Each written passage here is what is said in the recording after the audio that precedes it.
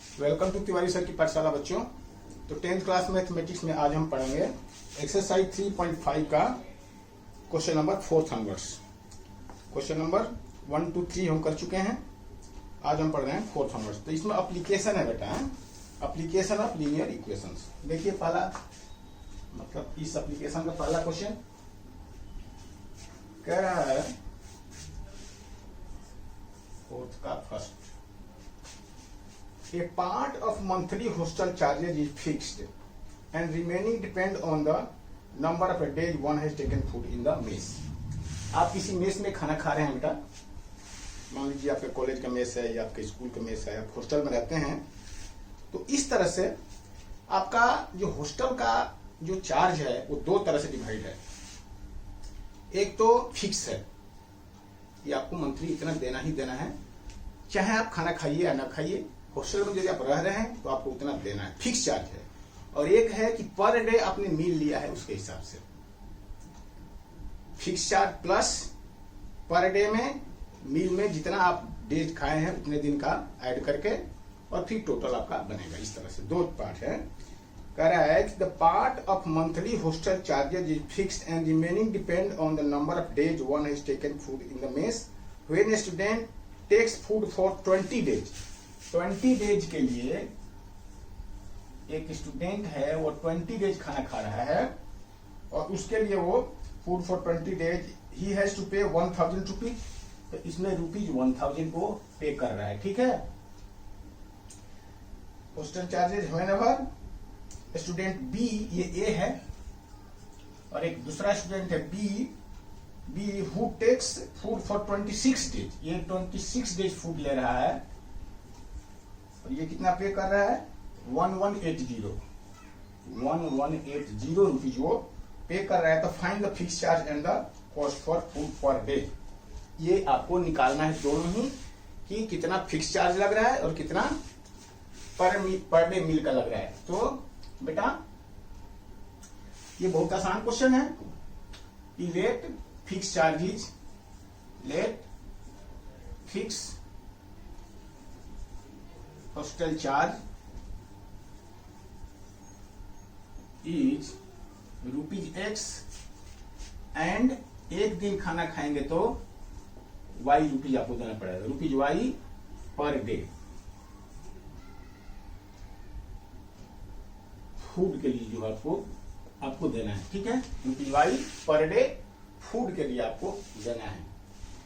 तो इस तरह से अकॉर्डिंग टू क्वेश्चन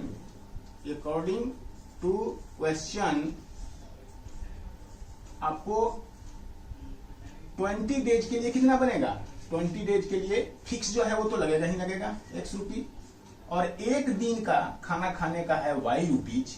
तो 20 डेज खाना खाना गया तो कितना बनेगा 20y। एक दिन खाना खाया है आपने तो कितना लगा y रुपीज, और 20 डेज खाना खाया आपने तो 20y रुपीज। तो इस तरह से फिक्स चार्ज x रुपीज और 20 डेज का चार्ज 20y रुपीज, और ये दोनों मिलकर कितना है 1000 रुपीज।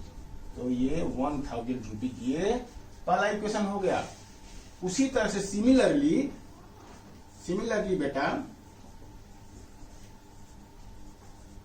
यदि ये 26 डेज खाना खाया है यानी x प्लस 26y, ये कितना हो जाएगा 1180। इस तरह से ये दो इक्वेशन बन गए बेटा। अब इनको सॉल्व करके x और y की वैल्यू निकाल लेना, वेरी सिंपल। 1 में से 2 सब्ट्रैक्ट कर दीजिए, x कट गया। इस तरह से y के बड़ा आसान है, बाई 1 माइनस 2 क्या x plus 20y equal to 1000 और x plus 26y equal to 1180। और इस तरह से आपका इक्वेशन बन गया। तो ये और ये तो कट गया, और ये कितना बना, ये -6y इक्वल टू 180 माइनस, ठीक है जी। तो ये माइनस से माइनस कट गया, तो y इक्वल टू कितना होगा, y इक्वल टू 6 से कट जाएगा 30, 36 18 और तो इस तरह से y इक्वल टू 30, यानी पर डे मील का 30 रुपीज है, एक दिन खाना खाने का 30 रुपीज इसको देना पड़ेगा। ये y क्या था, y है y is per day meal. ये एक चीज आपका, ये चीज आपकी ये क्वेश्चन में नहीं शामिल है ना, ये सॉल्यूशन में शामिल नहीं है बेटा, है ना। दिस इज मीनिंगलेस, ये हम अपने कोड वर्ड में हमने लिखा है, तो ये सॉल्यूशन में नहीं लिखना है आपको। अब इस तरह से x की वैल्यू निकाल लीजिए फ्रॉम 1 या 2, तो from equation 1 x equal to क्या हो जाएगा, x equal to 1000 minus 2 20y, तो 20 और y की जगह पे क्या लिख देंगे, y की जगह पे 30 लिख देंगे। तो इस तरह से x की वैल्यू निकल गई। तो कितना होगा 1000 माइनस 3 गुना 6 600, यानी 4000 रुपीज। ये तो इस तरह से पर डे चार्ज 30 रुपीज और फिक्स चार्ज है वो 400 रुपीज। आपका ये आंसर हो गया। आंसर क्या होगा, ये fix charge equal to rupees 400 and per day meal charge rupees 30। ये आपका आंसर है। इसको इसमें रख देख लीजिए, ये 400 हो गया और प्लस 20 इंटू 30 कितना हो गया 400 प्लस 600, 400 कितना होगा 600, 1000, ठीक है। तो इस तरह से आपका इक्वेशन सेटिस्फाई हो गया, यानी आपका आंसर सही है। तो चलिए इसको मैं मिटाऊं, आप इसको नोट कर लीजिए। और बेटा ये क्वेश्चन जो भी मैं कर रहा हूं, ये इस तरह के क्वेश्चन आप पहले कर चुके हैं, इसलिए आप वीडियो पॉज करके खुद करिए, और जब आप नहीं कर पा रहे हैं तब वीडियो को देखिए। तो इससे आपका मेंटल ग्रोथ होगा बेटा, आपकी एबिलिटी बढ़ेगी। और देख देख के लिख लेने से आपकी एबिलिटी बढ़ती नहीं है बेटा। तो आप इंपॉर्टेंट ये नहीं है कि आप क्वेश्चन कर लिए, इंपॉर्टेंट ये है कि आप अपने को ऐसा बनाइए कि आपका कॉन्फिडेंस लेवल बढ़े और बिना टीचर के बताए हुए भी आप कर लें। तो जितना आप अपने माइंड के ऊपर में खोजेंगे, उस चीज को प्रेशर डालेंगे, फोर्स डालेंगे, उतना आपकी एबिलिटी बढ़ेगी बेटा। और एक दिन ऐसा होगा कि आप सेल्फ डिपेंडेंट होंगे। ये इंपॉर्टेंट है, ये क्वालिटी बहुत इंपॉर्टेंट है बेटा। हमेशा टीचर पे डिपेंड रहने वाला जो क्वालिटी होती है ना, ये बच्चों को बहुत आगे नहीं जाने देती है। 10th क्लास तक, 11th 12th क्लास तक तो चलो मान लेते हैं कि आप ऐसे कर सकते हैं, लेकिन जब कॉलेज में जाएंगे बेटा तो यही क्वालिटी काम आती है। और आप एक्सेप्शनल बनेंगे, एक्सेप्शनल बनेंगे जब आपके अंदर की क्वालिटी डेवलप होगी। इसलिए always try your best first, और जब नहीं होता है तब आप टीचर का सोल्यूशन देखिए। ठीक है, नई चीज है तो ठीक है, नई चीज है तो पहली बार तो आपको देखना ही है। तो इस तरह से आप करिए बेटा। ठीक है, चलिए हम सेकंड क्वेश्चन करते हैं। सेकंड क्वेश्चन करते हैं बेटा। सेकंड क्वेश्चन का फ्रैक्शन बिकम्स 1। तो जब भी फ्रैक्शन की बात आती है तो न्यूमरेटर एंड डिनोमिनेटर को आप लेट कर देते हैं। तो let numerator rater of numerator and denominator of the fraction is are, लिखिए are X and Y respectively. Thus fraction क्या हो जाएगा, fraction is X by Y. एक फ्रैक्शन बना आपका। अब देखते हैं क्वेश्चन क्या कर रहा है। ठीक है, क्वेश्चन कह रहा है कि fraction becomes 1/3 when 1 is subtracted from numerator and becomes 1/4। अब देखिए पहला कंडीशन क्या है, according to question a fraction, पहले लिखिए एक्स बाई वाई। ठीक है, अकॉर्डिंग टू क्वेश्चन कह रहा है कि ए फ्रैक्शन बिकम्स 1/3। ये 1/3 बन रहा है कब, 1/3 when 1 is subtracted from numerator, numerator में से 1 सब्ट्रैक्ट किया जाएगा तब, बस इतना कर रहा है।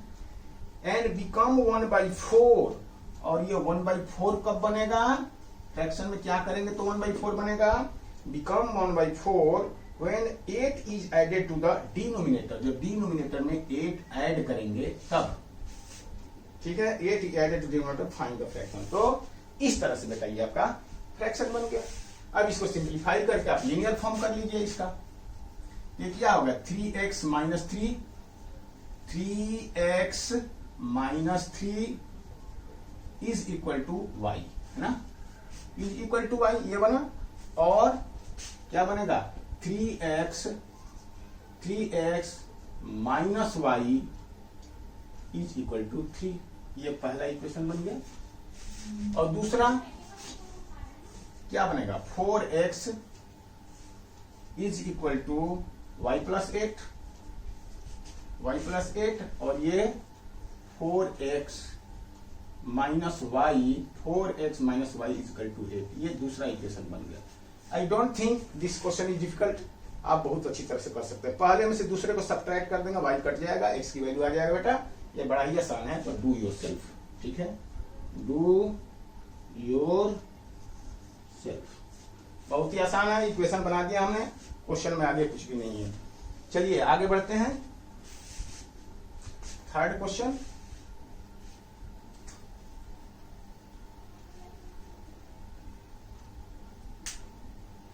x और y की वैल्यू निकालेंगे और इस तरह से x अपॉन y लिख के फ्रैक्शन बना लेंगे।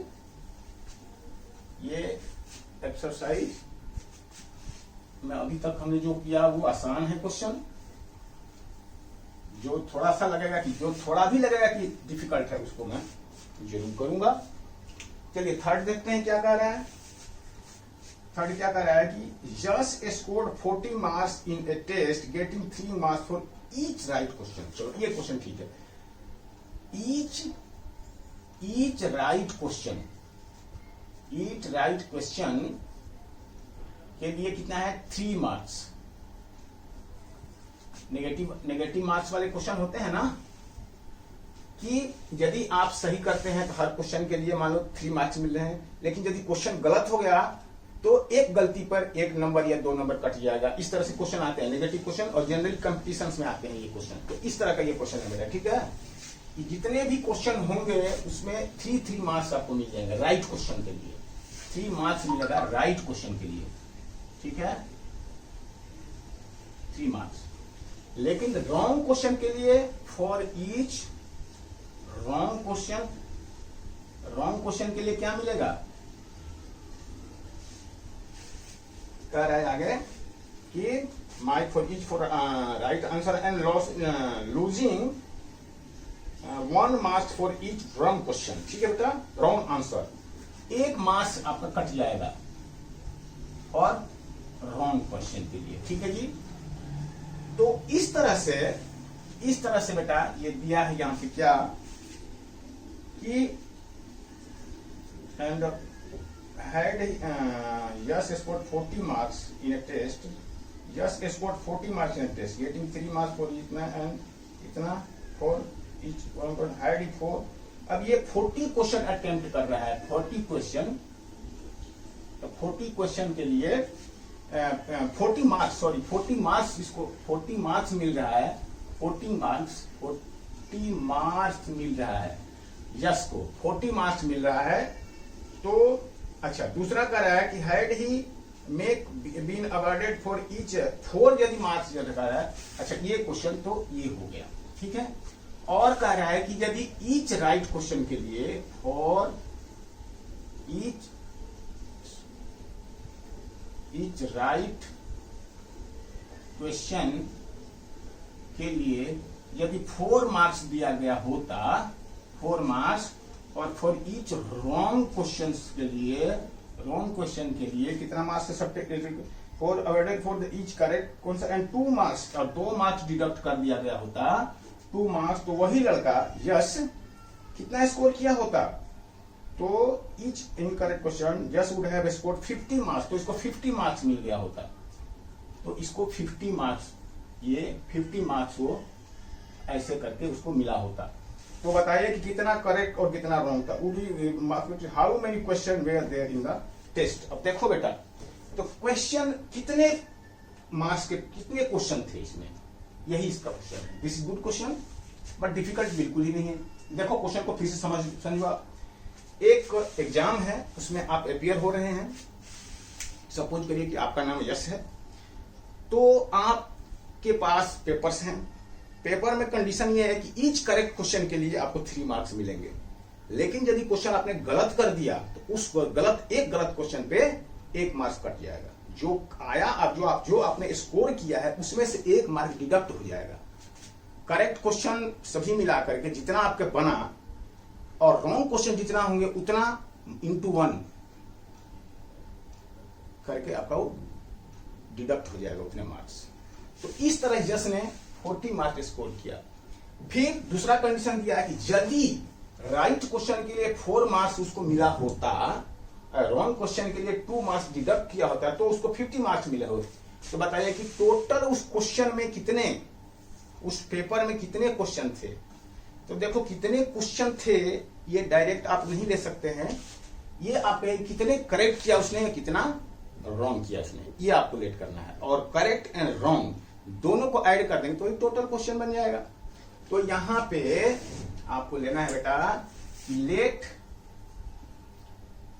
यश had done X question correct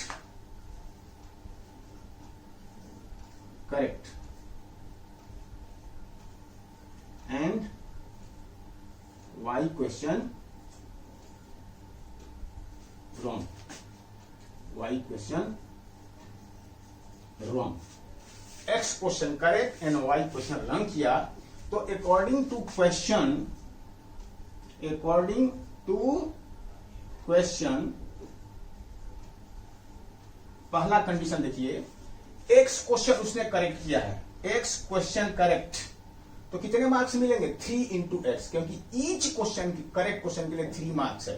तो इस तरह से उसको 3x मार्क्स उसके मिल गए। एक क्वेश्चन के लिए 3 मार्क्स मिल रहा है, जो करेक्ट क्वेश्चन है 3 क्वेश्चन मिल रहा है, 3 मार्क्स मिल रहा है एक क्वेश्चन के लिए। तो कितने करेक्ट क्वेश्चन है x, तो x क्वेश्चन के लिए कितने मार्क्स उसको मिल जाएंगे 3 में 3x। और y क्वेश्चन रॉन्ग किया है वो, और एक क्वेश्चन पे 1 मार्क्स कट रहा है, तो y क्वेश्चन पे कितने मार्क्स कट जाएगा 1 इंटू वाई माइनस वाई। तो इस तरह से टोटल स्कोर्ड मार्क्स उसके तो यही हुए ना 3x माइनस वाई। तो इस तरह से total score marks 3x minus y हुए, जो कि इक्वल टू 40 है। ठीक है, ये पहला इक्वेशन है। आप देखो, आप x और y मत लो, मैं बता रहा हूं आपको। देखो यदि मान लीजिए कि इस तरह से आपने 10 क्वेश्चन करेक्ट किया, 10 क्वेश्चन आपने 10 यश ने 10 क्वेश्चन किया, तो 10 इंटू 3 इतना तो उसको स्कोर हुआ, 30 में मिला उसको 30, तो इसका स्कोर हो गया। और मान लीजिए कि 5 क्वेश्चन उसने गलत कर दिया, 15 टोटल क्वेश्चन थे, तो 5 क्वेश्चन गलती किया तो 5 इंटू 1 यानी कि 5 मार्क्स उसके क्या हुआ, डिडक्ट हो जाएगा इसमें से, तो कितना हुआ 25। तो इस तरह से करेक्ट के लिए जितना उसको मार्क्स मिले थे, रॉन्ग क्वेश्चन इंटू 1 वो उसमें से डिडक्ट हो जाएगा। तो इस तरह से उसका एब्सोल्यूट मार्क्स कितना मिला उसको 25 मिला फाइनली। तो वही हमें 3x माइनस वाई करके 40 बनाया है। ठीक है बेटा, तो ये है। उसी तरह से फिर दूसरा according to question, again according to question क्या करेंगे आप, ये 4 मार्क्स मिला होता तो 4x और माइनस 2y, ये मिलके कितना बना उसका 50। ये आपका इक्वेशन बना बेटा। ठीक है जी, तो ये आपके 2 इक्वेशन बन गए।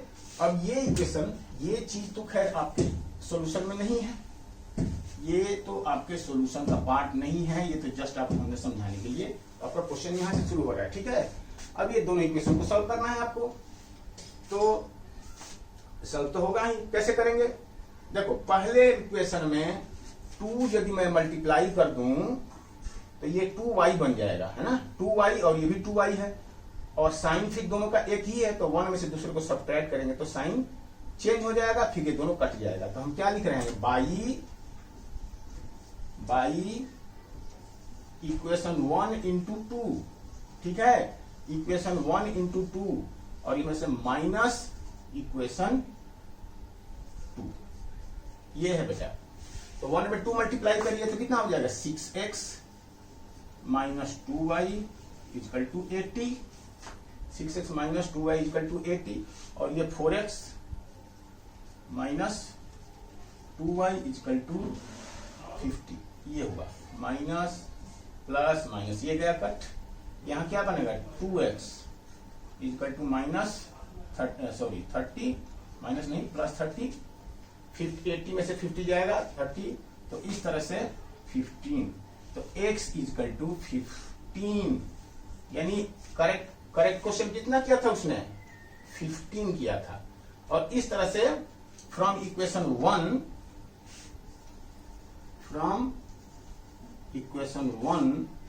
y इक्वल टू क्या होगा, y equal to 3x minus 40, y को मैं इधर लेके चला जाऊंगा और 40 इधर आ जाएगा, तो y इक्वल टू क्या हो जाएगा, 3x माइनस 40, तो 3x x की जगह पे 15, 3x माइनस 40, तो कितना हो जाएगा ये 15 या 45 मतलब 5, तो y इक्वल टू 5, ये आपके आंसर हो गया। यानी टोटल नंबर ऑफ क्वेश्चंस कितने थे, 15 प्लस 5, 15 रॉन्ग, राइट क्वेश्चन 15 थे और रॉन्ग क्वेश्चन 5 था, यानी total number of question were कितने, 15 प्लस 5 20, यानी टोटल नंबर ऑफ क्वेश्चंस वर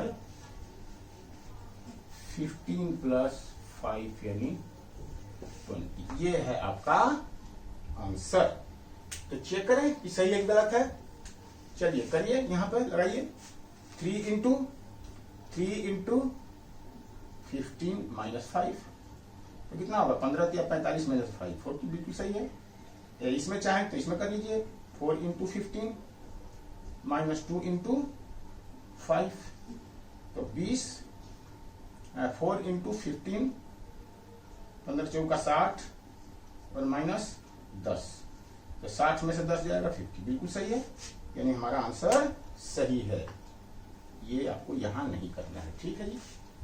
तो इस तरह से हमारा ये total number of questions were 15 plus 5 20, और इसको कितने राइट क्वेश्चन है, यानी आपको ये पूछा है क्वेश्चन में कि कितने टोटल क्वेश्चन थे, यानी आपको ये निकालना है कि कितने करेक्ट किया कितना रॉन्ग किया, और फिर वो दोनों को ऐड करके तब आपको बताना है कि number of questions were this much. ये क्वेश्चन को ऐसे भी पूछ सकता था कि कितना करेक्ट क्वेश्चन किया कितना रॉन्ग क्वेश्चन किया, और तब आपको बोलना पड़ता है कि 15 करेक्ट किया और 5 रॉन्ग किया, ठीक है जी। चलिए मिटाऊं इसको मैं, और क्वेश्चन नंबर 4 बेटा,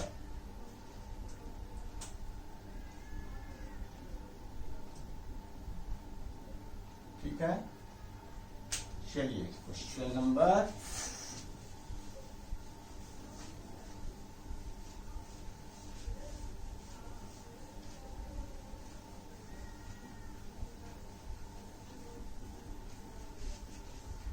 नेक्स्ट क्वेश्चन क्या कर रहा है बेटा, क्वेश्चन नंबर 4 कह रहा है A and B are 100 kilometre apart from a highway on a highway. देखो एक हाईवे है, उस पर 2 प्लेस है, एक ए है और एक बी है, 2 पॉइंट है, ये 2 प्लेस है, और दोनों के बीच का डिस्टेंस 100 किलोमीटर है बेटा, ठीक है।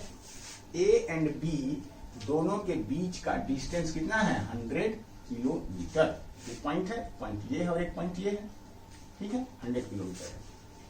A and B are 100 kilometre apart on highway, one car start from A and other from B. अब कह रहा है कि वन कार फ्रॉम ए, कह रहा है कि if the travel in the same direction the difference speed they meet it 5 hour, and if they travel in the towards each other 1 घंटे में मिलते हैं। अब देखो बेटा, दो कार है, एक कार यहाँ पे है और एक कार यहाँ पे है, ठीक है। तो मान लो कि जो यहाँ पे है वो कार क्या है, वो सीए कार है, सीए कार है, और यहाँ पर जो है वो सीबी कार है, ठीक है। Car at place A is CA and car at place B is CB, या कुछ नहीं आप लिख सकते हो कि कार एट ए, ऐसे भी लिख सकते हो, ठीक है। यदि दोनों ऐसे आ रही हैं, ऐसे ऐसे, ये भी इधर आ रही है और ये भी इधर आ रही है, तो वो 1 घंटे में मिल जा रही है दोनों। लेकिन यदि ये इधर जा रही है, ये भी इधर जा रही है दोनों, तो डेफिनेटली इसका स्पीड यदि ज्यादा होगा तभी इसको वो पकड़ पाएगा। लेकिन वो कह रहा है कि दोनों मिल रही हैं, इसका मतलब डेफिनेटली सीए की स्पीड सीबी से ज्यादा है। तो उस तरह से ज्यादा समय लग रहा है, 5 घंटे में मिल रही है। तो बताओ कि दोनों का स्पीड क्या है, ठीक है।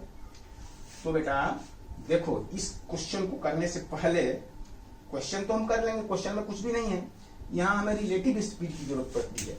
देखो समझ लो इस चीज को, आप पहले इस चीज को समझिए, बाद में क्वेश्चन करेंगे। देखो ये दो, अभी छोड़ दो 100 किलोमीटर की बात, और ठीक है, और ए और बी ठीक रहने दो। देखो ये कार इधर आ रही है और ये कार इधर आ रही है, ठीक है। तो उस समय ये दोनों के बीच का डिस्टेंस बहुत जल्दी कवर होगा, उसके बशर्ते कि ये इधर जा रही है और ये इधर जा रही है, तो दोनों ही एक ही डायरेक्शन में जा रही है। ये सीबी कार इधर जा रही है और सीए कार भी इधर जा रही है। तो यदि सीए का स्पीड ज्यादा है तभी सीए और सीबी के बीच का डिस्टेंस कवर होगा, अदरवाइज कभी कवर होगा ही नहीं। यदि इक्वल भी होगा तो नहीं कवर होगा, और यदि इसका ज्यादा है तब तो डिस्टेंस बढ़ता ही जाएगा। तो कह रहा है कि दोनों मिल रही है 5 घंटे में, इसका मतलब डेफिनेटली सीए का स्पीड सीबी से ज्यादा है, तभी ये जाके उसको पकड़ ले रही है। अब जब दोनों ऐसे जा रही हैं, एक ही डायरेक्शन में दोनों, तो उस समय दोनों के बीच का जो ये डिस्टेंस है, चाहे जितना भी हो, 100 किलोमीटर हो, 200 किलोमीटर, तो दोनों के बीच का डिस्टेंस को कवर करने में ज्यादा समय लगेगा उसके रिस्पेक्ट में, जो कि जब इधर आ रही थी तब। जब दोनों एक दूसरे का अपोजिट डायरेक्शन में चल रही है तो दोनों का रिलेटिव स्पीड बढ़ जाता है, और जब दोनों एक ही डायरेक्शन में जा रही है तो उसके रेस्पेक्ट में दोनों का रिलेटिव स्पीड घट जाता है। बेटा ये आपको ध्यान रखना है। देखो मेरी बात ध्यान से सुनो, जब डिस्टेंस कवर करने में, एक दी गई डिस्टेंस कवर करने में कम समय लग रहा है, इसका मतलब स्पीड ज्यादा है। जब दो पॉइंट्स के बीच का डिस्टेंस कवर करने में कम समय लग रहा है, इसका मतलब स्पीड ज्यादा है, यानी उस समय स्पीड को ऐड किया जाएगा, जोड़ दिया जाएगा। तो कब, जब दोनों ऐसे आ रही है तो कम समय लग रहा है दोनों के बीच के गैप को कवर करने में। जब दोनों ऐसे आ रही है तो दोनों के बीच के स्पीड को कवर, दोनों के बीच के डिस्टेंस को कवर करने में समय कम लग रहा है, तो रिलेटिव स्पीड को ऐड किया जाएगा, यानी उस समय स्पीड उसका ज्यादा होगा। रिलेटिव स्पीड की बात कर जाए। और जब दोनों ऐसे जा रही हैं एक ही डायरेक्शन में, तो वही सेम 100 किलोमीटर के स्पीड को, डिस्टेंस को कवर करने में ज्यादा समय लगेगा, यानी उस समय रिलेटिव स्पीड क्या होगा, माइनस किया जाएगा, ज्यादा वाला में से कम वाला को माइनस किया जाएगा। यही आपको ध्यान में रखना है। और जब ये आपको दिमाग में बैठ गई तो ये क्वेश्चन वेरी वेरी इजी। जब दोनों ऐसे आ रही हैं तो रिलेटिव स्पीड दोनों को ऐड किया जाएगा, और जब दोनों ऐसे सेम डायरेक्शन में जा रही हैं तो दोनों का रिलेटिव स्पीड माइनस किया जाएगा, बड़े वाले में से छोटे को माइनस किया जाएगा। क्यों ऐड किया जाएगा, क्यों माइनस किया जाएगा, बात समझ में आ गई?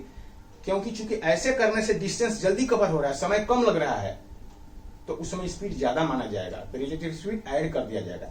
ऐसे जाने में डिस्टेंस वही है, लेकिन दोनों के बीच के डिस्टेंस को गैप करने में समय ज्यादा लग रहा है, तो इसका मतलब स्पीड कम है, तो ज्यादा वाले से कम को सब्ट्रैक्ट किया जाएगा। ये बात थी यहाँ पे। तो अब यही बात थी यहाँ पे। तो बेटा इसी चीज को मैं यहाँ पे लिख रहा हूं, ठीक है। ये 100 किलोमीटर है, तो when let speed of car at A is x kilometre per hour and speed of car at B is y kilometre per hour. ये हम लेट कर लिए बेटा, इसका x किलोमीटर है, x किलोमीटर पर आवर, और इसका y किलोमीटर पर आवर। ये दोनों का मान लिया हमने। अब यहां पर when both cars comes या runs कहो, जो भी runs against each other's direction मतलब ये इधर जा रही है और ये इधर आ रही है। यही अगेंस्ट का मतलब है कि एक इधर जा रही है तो दूसरी इधर आ रही है। तो उस केस में relative speed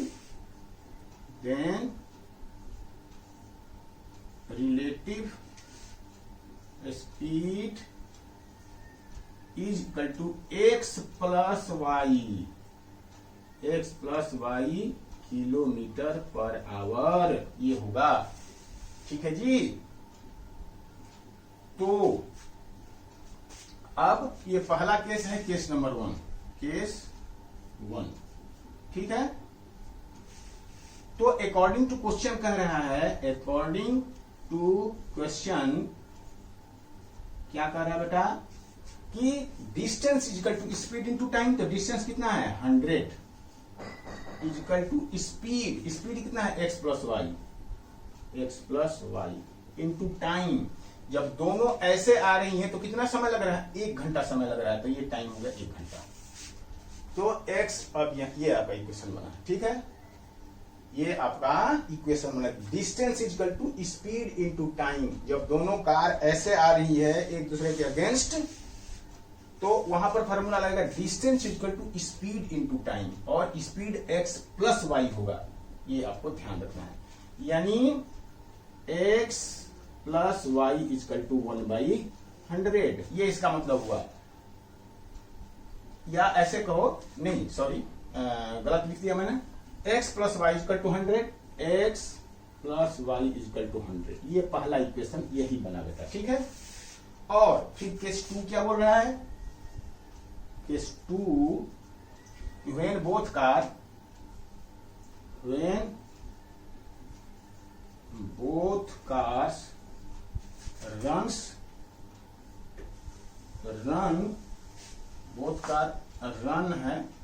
run in same direction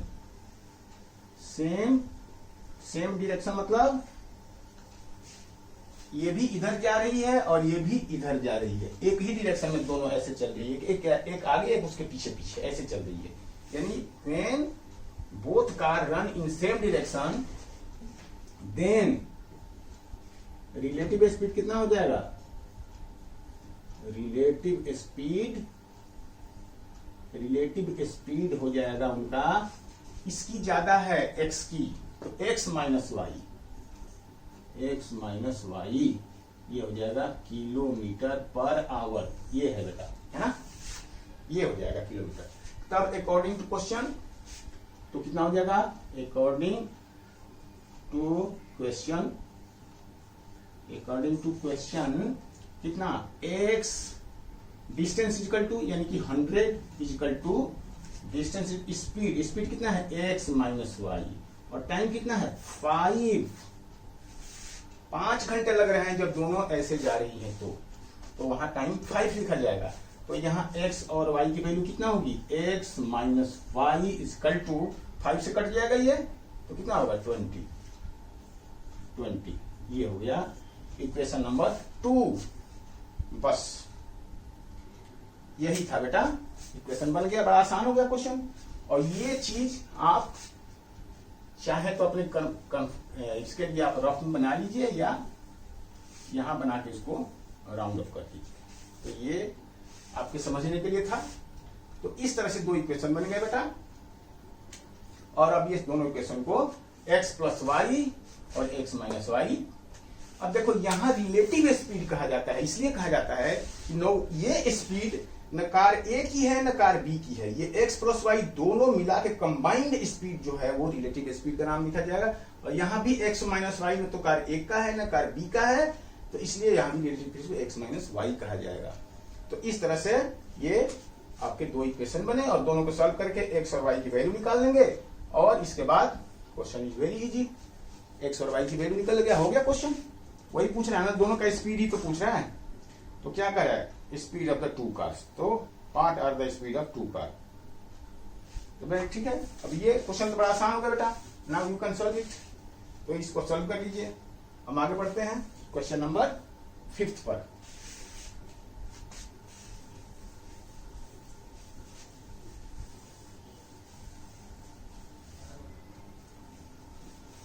equation it is very easy है, इसलिए मैं जानता हूं आप लोग कर ही लेंगे 100%, इसमें कोई डाउट ही नहीं है।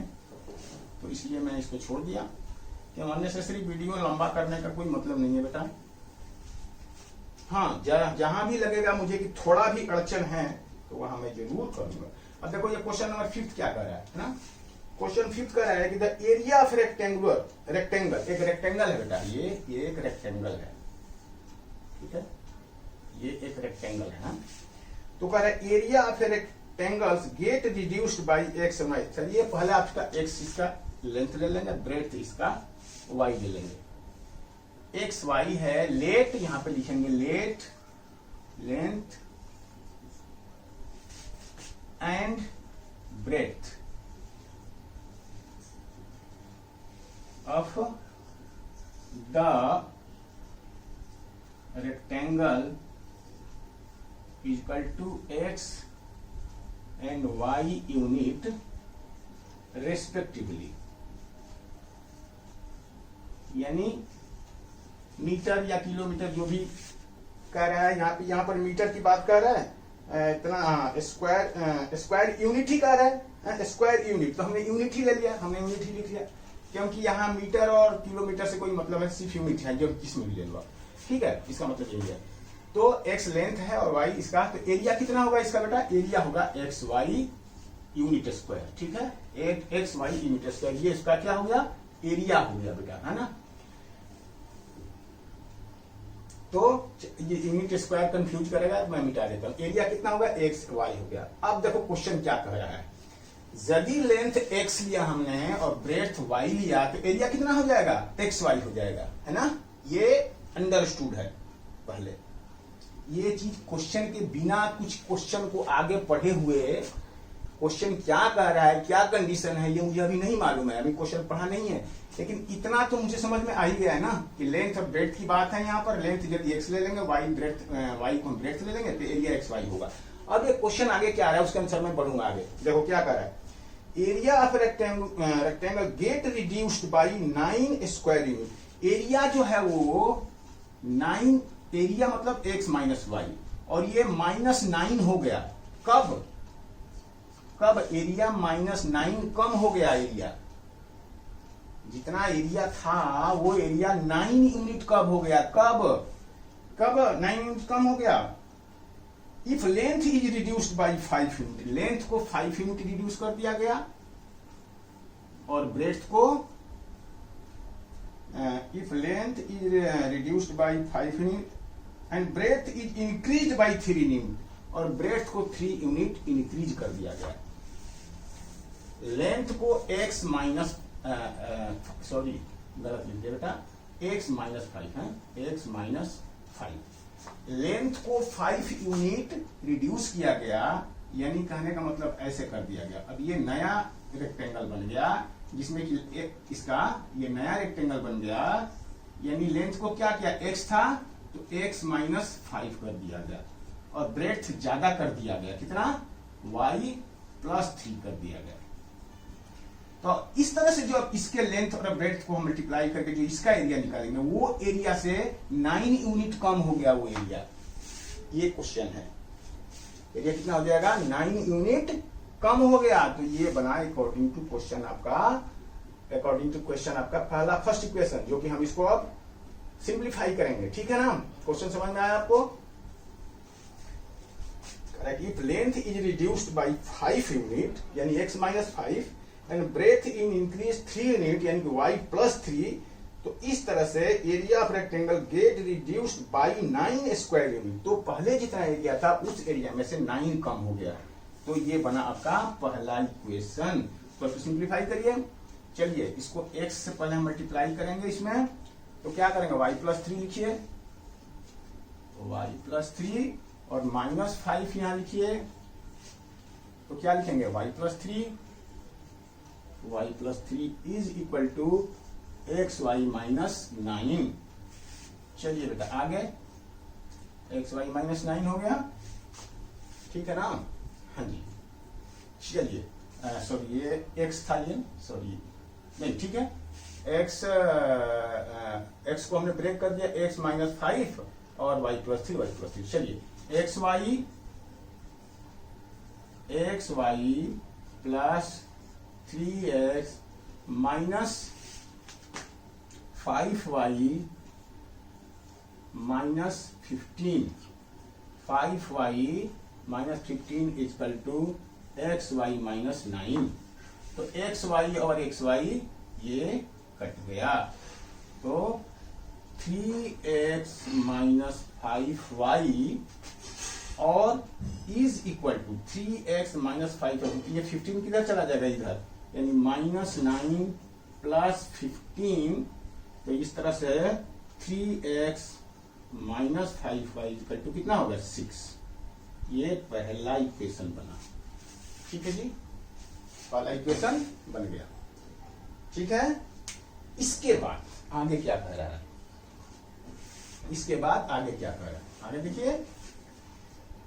अब अगला केस है कि if we increase the length by 3, यदि अब इसी को, इसका लेंथ और ज्यादा बढ़ा दिया, इतना पहले x था तो x+3 कर दिया लेंथ, कह रहा है कि if we increase the length by 3 unit and breadth by 2 unit, and breadth को भी इंक्रीज ही कर रहा है और ब्रेथ को भी y था तो y+2 कर दिया, तो अब ये रेक्टेंगल क्या हो गया, बड़ा हो गया। तो इसका एरिया कितना हो जाएगा अब, x+3 और y+2, ये इसका एरिया हो गया।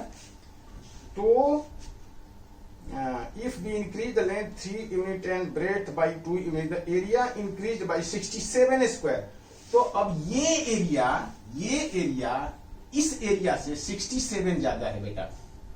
ये जो नया एरिया बना वो एरिया पहले वाला से, देखो इसी का लेंथ जो है वो 3 यूनिट बढ़ा दिया गया, यानी लेंथ x है तो अब इसका लेंथ x+3 हो गया, ब्रेथ y था तो y+2 कर दिया गया, तो डेफिनेटली इसका एरिया ज्यादा हो गया, अब ज्यादा हो जाएगा। इसका एरिया कितना बना, x+3 इंटू y+2, और ये एरिया इस वाले एरिया से 67 यूनिट ज्यादा है।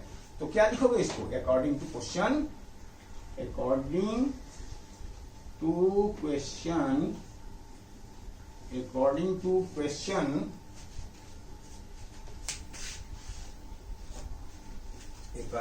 क्वेश्चन बेटा, अकॉर्डिंग टू क्वेश्चन क्या, एक तरफ है x+3 y+2 और ये है xy। अब देखो ये जो एरिया है ना, ये 67 यूनिट ज्यादा है, ये एरिया, दिस एरिया इज 67 ज्यादा है, तो 67 यूनिट इसमें ऐड करोगे तब जाके वो इक्वल होगा, ठीक है जी, 67 स्क्वायर यूनिट, बिल्कुल सही है।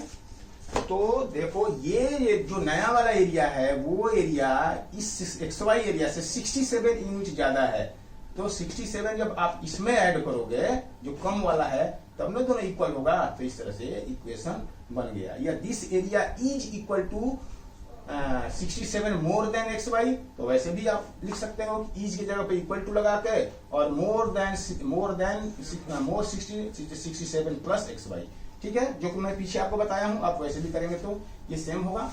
तो इस तरह से ये आपका दूसरा इक्वेशन बनेगा जिसको आप सिंप्लीफाई करिए, ठीक है। तो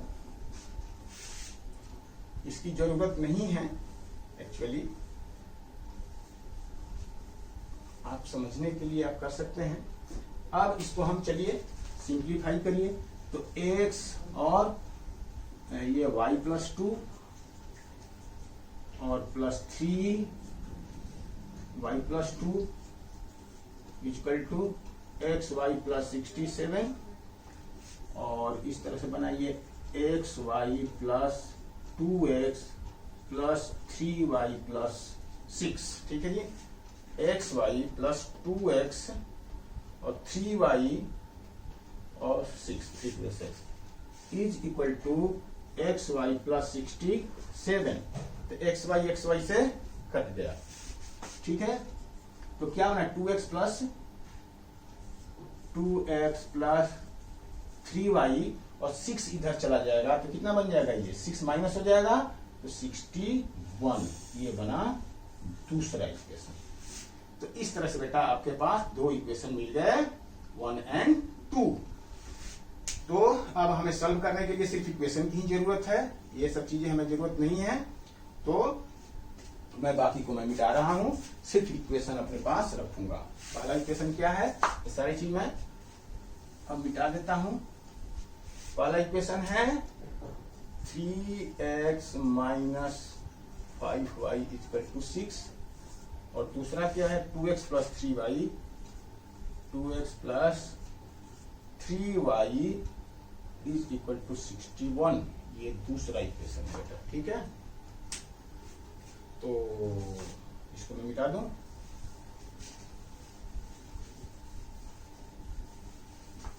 इस तरह से एक्स और वाई के लिए सॉल्व कर लीजिए इक्वेशन को।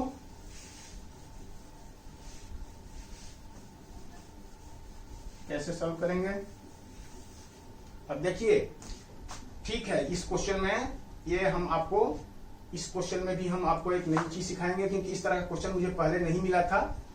तो यहां पर एलिमिनेशन मेथड हम कर रहे हैं। ठीक है, अब देखो कोई भी नंबर, देखो इसमें कुछ भी हम यदि x कटाना चाहते हैं तो ये छोटा है, तो इसमें कुछ भी मल्टीप्लाई करोगे तो 3 नहीं आएगा।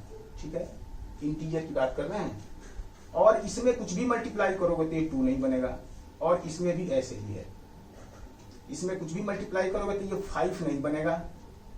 ठीक है, तो हम क्या करेंगे, हमें यहाँ पे सपोज करो हम x को कटाना चाहते हैं, x को, तो हमें पहले ये दोनों का एलसीएम लेना पड़ेगा, 3 और 6, 3 और 2 का एलसीएम, तो 3 2 या 6। तो इसको भी 6 बनाओ, इसको भी 6 बनाओ, ऐसे करना पड़ेगा। इसको भी 6 बना, या मान लीजिए कि हमें y कटाना है तो 5 3 या 15, तो इसको भी 15 बनाओ और इसको भी 15 बनाओ। और साइन फिर यहाँ चेंज करने की जरूरत नहीं पड़ेगी, क्योंकि साइन पहले से ही अपोजिट है, तो इसलिए हम y को यहाँ पर कटा रहे हैं। ठीक है, लेकिन y को कटाने से तो नंबर थोड़े बड़े हो जाएंगे, ये आपको ध्यान रखना है। तो इसलिए आपकी मर्जी है, आप जो कन्वीनियंट समझे वो करिए। तो देखिए मैं क्या करूंगा, 1 इंटू बाई 1 में क्या मल्टीप्लाई करूंगा, 1 में मैं 3 मल्टीप्लाई करूंगा, 3, और 2 में 5, यानी इसमें 3 तो ये 15 बन जाएगा, और इसमें करूंगा 5 तो ये भी 15 बन जाएगा। और फिर 1 में 2 को ऐड करेंगे, कि साइन पहले से ही अपोजिट है तो सिर्फ ऐड करना है, और साइन पहले से यदि लाइक है तो हम क्या करेंगे, उसमें से नेगेटिव करेंगे, सब्ट्रैक्ट करेंगे, तब जाके साइन अपोजिट होगा। तो इस तरह से हम पहला इक्वेशन में 3 मल्टीप्लाई करो, तो चलो क्या लिखोगे, इसमें 3 मल्टीप्लाई करोगे, यानी इसमें 3, और इसमें क्या मल्टीप्लाई करना है आपको, इसमें 5, ये। तो इस तरह से लिखिए। अब ये 3 3 या 9x minus 15y is equal to 18, 3 18, 9 और 15। ठीक है, और इसमें 10 10x और plus 15y is equal to 5 और 5 6 30, ये बना बेटा ऐसे। ठीक है, अब यहाँ पे ऑलरेडी देख रहे हैं कि ये 15 और 15 क्या है, एक का प्लस एक का माइनस, तो ये कट गया। तो कितना होगा, 19x इज इक्वल टू, ये कितना होगा 8 5 623। ठीक है जी, तो इस तरह से 19, तो x इक्वल टू कितना होगा 623 डिवाइडेड बाई 19। अब ये 19 से तो कटना चाहिए, देखते हैं 623 में 19 से डिवीजन लगाओ, तो 357 12 5 कितना होगा? तो अच्छा ये कट नहीं रहा है, तो 623, इसका मतलब कि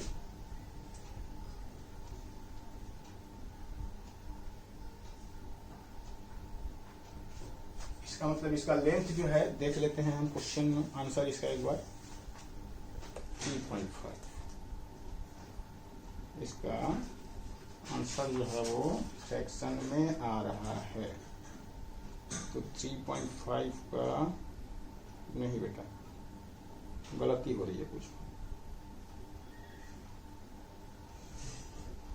ठीक है, कुछ गलती हो रही है।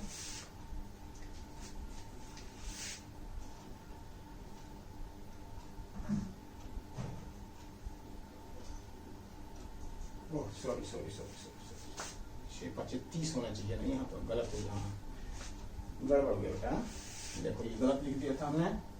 ये यहाँ पर 5 से मल्टीप्लाई करेंगे तो 5 का 5 और 5 6 या 30 होगा, ये हो गया ना। तो अब हमें ये हो जाएगा यहाँ पे 323 बनाइए, है ना। ये 323, यहाँ गलती कर रहे हैं, गलती हो गई थी यहाँ पर मल्टीप्लाई करने में, 5 जा और 6। अब 323 में हम 19 से करेंगे, 19 एक बार में जाएगा, 12 में से 9 3, और ये 19 से 33 से 7 9 63, ठीक है। तो ये कट गया, कितनी 17 टाइम्स में, ठीक है ना। तो इस तरह से आपको लेंथ आ गया, यानी x 17 आया, तो x इक्वल टू 17 यूनिट, है ना, यूनिट। और किसी एक इक्वेशन से, ये इक्वेशन ऐसे है चलिए, तो किसी भी एक इक्वेशन में आप y की वैल्यू रख लीजिए, इसको x को पुट करिए, तो from one y equal to क्या हो, चलो 3 इंटू x की वैल्यू डाल रहा हूं मैं, x की वैल्यू क्या है, x की वैल्यू 17 है, तो 3 into 17 minus 5y equal to 6। इसका मतलब कितना, 17 या 51 minus 6 by 5 equal to y, या y की वैल्यू आ गया। तो कितना आ जाएगा यहाँ पे 6, यानी 5/4, ठीक है जी, ठीक है, बाई 5, तो 5 9 45, यानी y इक्वल टू 9 यूनिट। तो इस तरह से आप यहां पर आप रख कर देखिए, x की वैल्यू आप 3 इंटू एक्स कितना है 17, माइनस 5 इंटू वाई कितना है 9, तो 17 का 21 और y 9 है, तो 17 51 और माइनस कितना 45, ठीक है, 6 आ गया। तो इस तरह से आप देख रहे हैं कि ये आपका इक्वेशन सेटिस्फाई हो गया। दूसरा चाहते हैं तो दूसरा भी कर लीजिए, तो 2 इंटू 17 प्लस 3 इंटू 9, तो कितना हो गया 70 गुना 34 प्लस 27, कितना होगा 7 4 11 3 5 16। तो इस तरह से हम देख रहे हैं कि हमारा ये इक्वेशन क्या है, दोनों इक्वेशन सेटिस्फाई कर लिया हमने, हमें सेटिस्फाई हो गया। तो इस तरह से length of rectangle equal to length of rectangle equal to 17 unit and breadth of rectangle is equal to 9 unit. ये आपका आंसर, ठीक है जी। तो इस तरह से ये क्वेश्चन आपका कंप्लीट हुआ, कितना 3.5 का ये एक्सरसाइज। अब इसके बाद अगला एक्सरसाइज हम अगली वीडियो में पढ़ेंगे बेटा।